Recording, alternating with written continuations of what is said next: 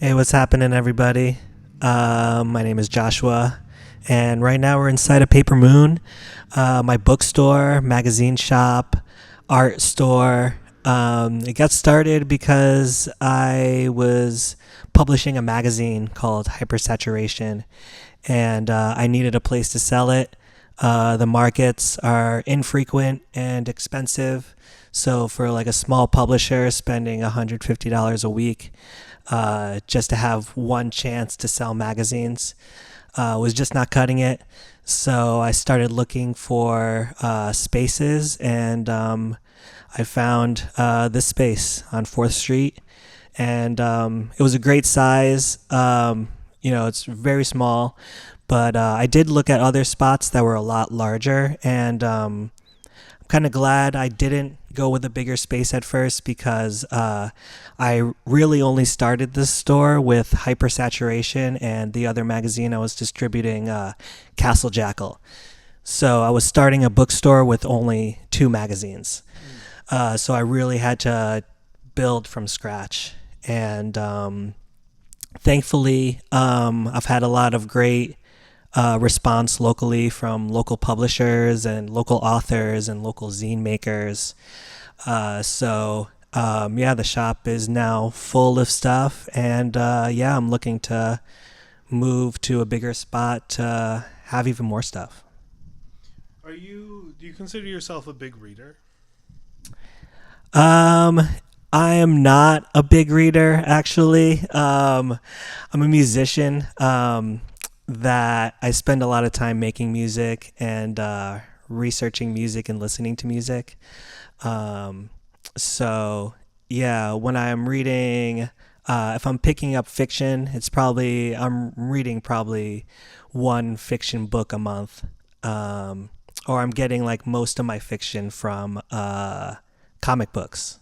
Mm. So like yeah, most of my reading is yeah, manga or but yeah, since opening this bookstore though, it kind of definitely opened me up to other books I Mm. should be reading.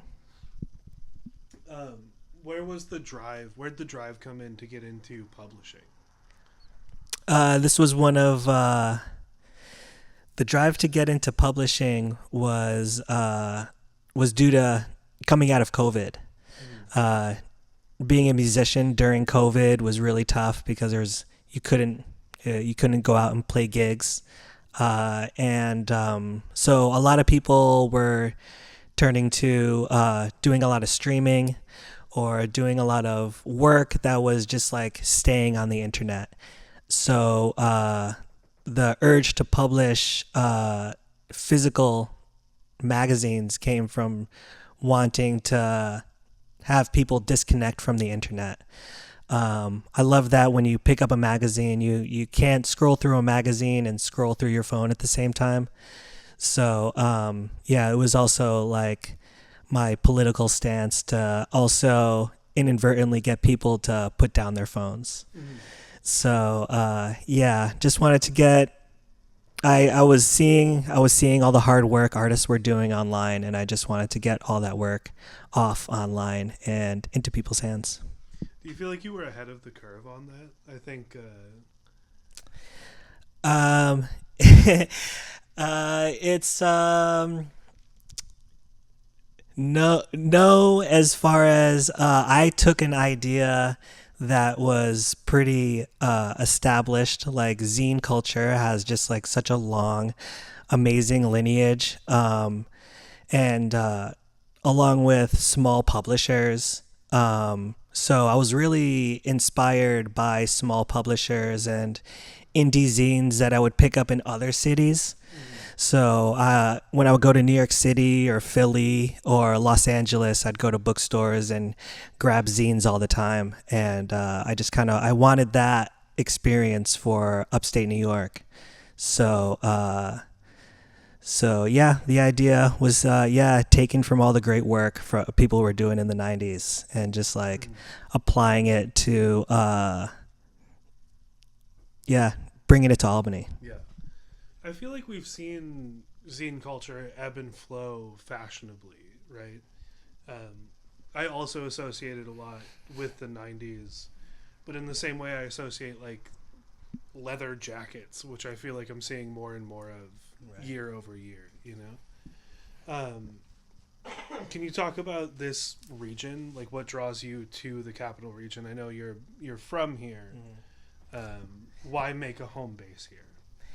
Yeah, I grew up in Latham and had my first bands and threw my first parties in Albany. Booked my first shows in Albany, um, and then kind of developed my style when I moved to New York City, and kind of checked off a lot of boxes in New York City as far as how far I could expand my like artistic reach and what I could accomplish on the stage. Um, but but also I love to party, and I can't really live in a place that's like really. New York City is just like my favorite city on the planet Mm-hmm. as well. There's like always something to do, and it also attracts like the it attracts the best people on the planet, quite honestly, creatively. And so I was just having too much fun in New York City. So when it came time to like find a place to like settle and like really figure out what like I wanted to do, Mm-hmm. um, just like personally, like aside from any kind of music scene or just like aside from what was fashionable, like Mm-hmm. when it came time to decide where do I want to like put my roots to just like figure out my own thing. It's yeah, it was upstate New York. I tell people all the time I've never had a problem finding a stage or finding people to make art with in upstate New York. I find that a lot of people that move to upstate New York, they're just surprised by all like the stages and by like the how close knit the art scene is. And yeah, if I had a hard time like finding a stage or people to make art with, I would probably move. But thankfully, yeah, upstate New York has been yeah, pretty good to me creatively. I was gonna ask. I hear a lot of argument from people that this area has no culture or no scene or no nightlife. Mm-hmm. And my typical response is, "You're probably boring." Yeah, You're true. kind of waiting for it to be delivered. Yeah. I think this area is kind of what you make it. You Mm-hmm. know, Right, um, exactly. are there who are local artists that you're looking to right now? Is like who's hot in your mind? um, damn. It's a tough question right now, right? It's hard to answer that because like the music scene in general is just really hot right now. If there was ever a time to get your project out the door and like in the faces of people, like now's the time. You know, there's gonna be venues that close all the time. That's just how things work. That's how like economics works. Things close, but then usually like a new thing will come in its place. So yeah, people always get discouraged by like one venue closing, uh, but then won't book a show at a place like the Hangar that's been quite open and quite spacious for like a very long time. Mm-hmm. So yeah, I don't know. Yeah, for anybody, yeah, I just want people, yeah, stop complaining and start throwing parties. I think Yeah. when you feel yourself thinking about complaining about upstate New York, why don't you like throw a party instead? Like design a flyer or like help a friend design a flyer, Mm-hmm. you know? So yeah, it's kind of one of those things that I've learned participating in like the underground punk scene. Like nobody is going to help you develop in a weird underground um, anarchist music scene. You really have to do it yourself. Yeah. So So yeah, people get out there. And if you don't want to be part of a weird underground anarchist music scene, maybe move. Yeah, maybe This might literally. not be Yeah, the music scene for you. yeah, Um, how has running the store been? yeah. It's been pretty great as far as yeah. It's been one of those projects. It's really just another art project that that is I don't know, that I'm using to not only like it's funny because I'm using this art project to support myself, but then also support the local art scene. It's been a lot of work, um, but it's been great work every day. It's like I'm tired, but like the next day, just like I'm just like running back the events that happened the day before, and yeah, it's like I think I've been the happiest I've ever been in my life. Besides being 16.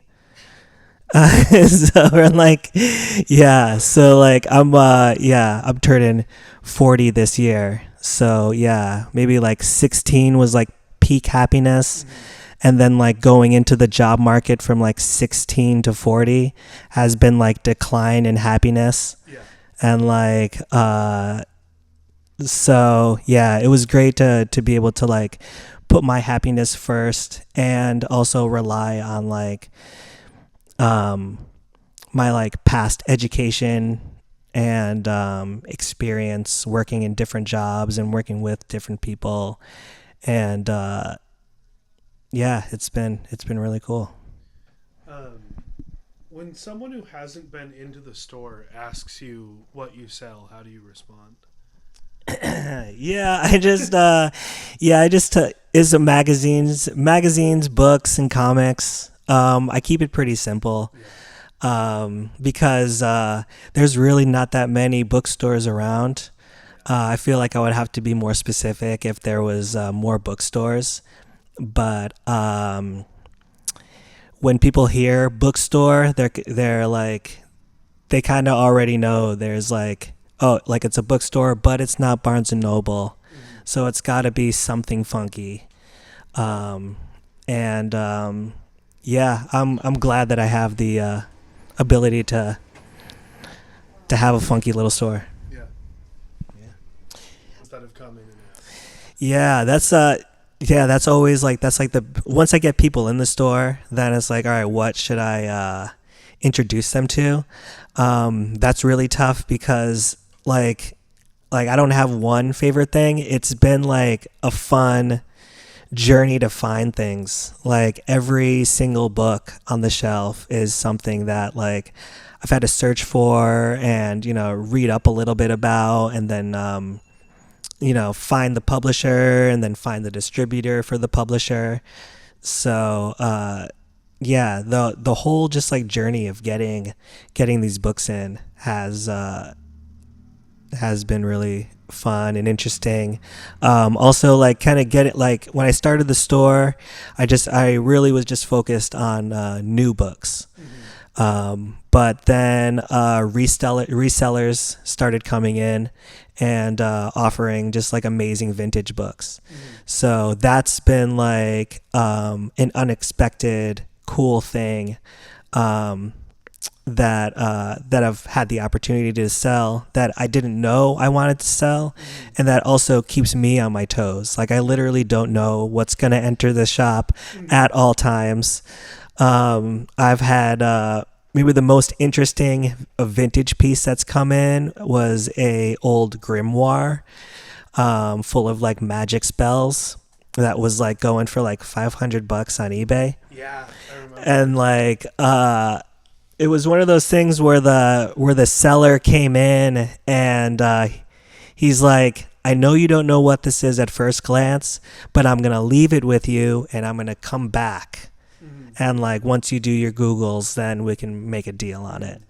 So yeah, we made a really good deal, and then and then I was able to pass it off to a young skater kid who wanted to get a grimoire in his collection, start doing some wizardry. So yeah, and then I don't like when people sell stuff to me, it's going to be a 50-50 thing. I'm going to sell it for 50% more than what you sold it to me for. So then like I can pass it on to like a kid who like can actually afford that and who's gonna like really love it and like not just like put it on his shelf but really like love and cherish the book and actually read it. So yeah. Did you manage to learn any of the spells while it was in? No, I really wanted to get it as far away from the shop. Yeah,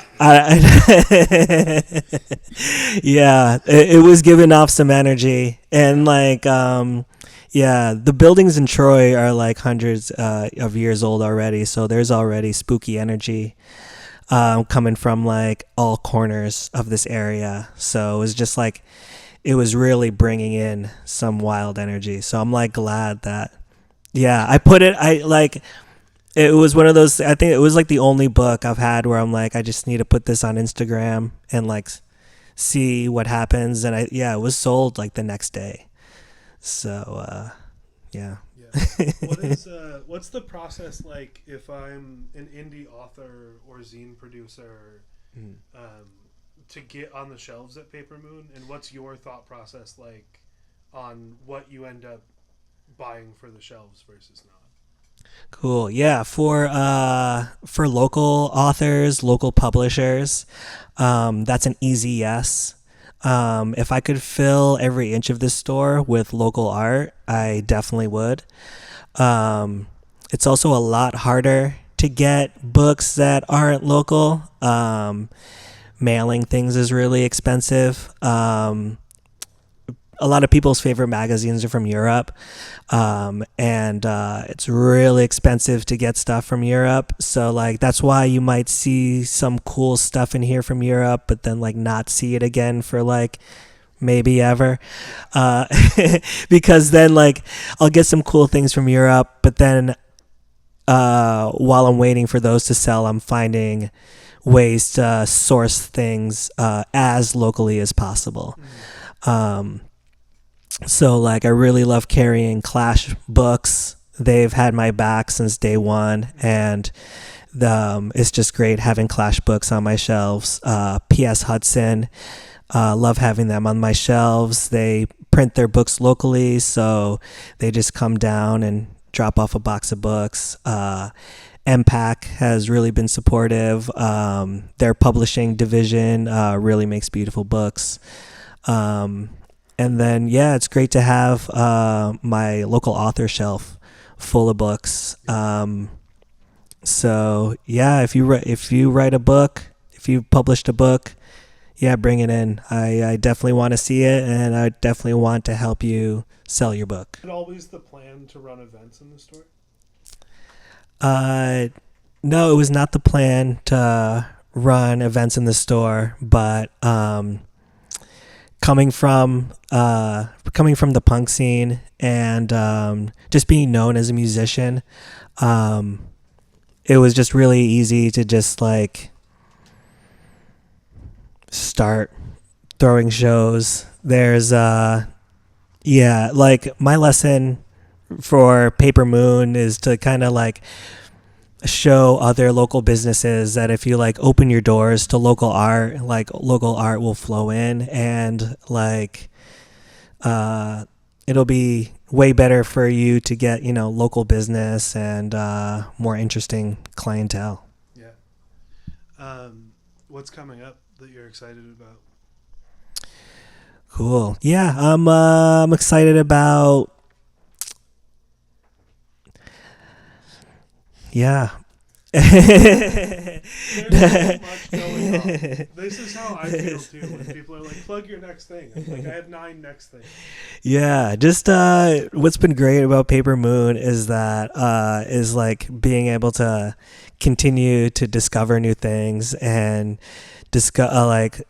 just the endless search. I've been a DJ for like 10 years, so like a lot of the way I search for books and publishers is kind of the same way I search for records.